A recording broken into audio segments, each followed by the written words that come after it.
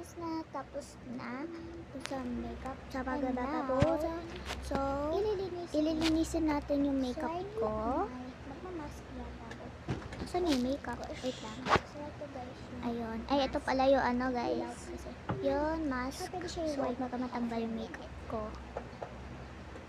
2 hours later. Ayan guys, natanggal.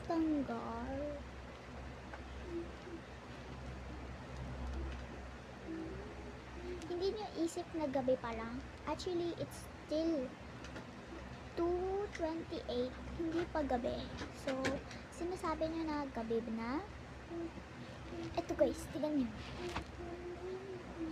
Hindi pa gabi. Hindi guys, masyado makito.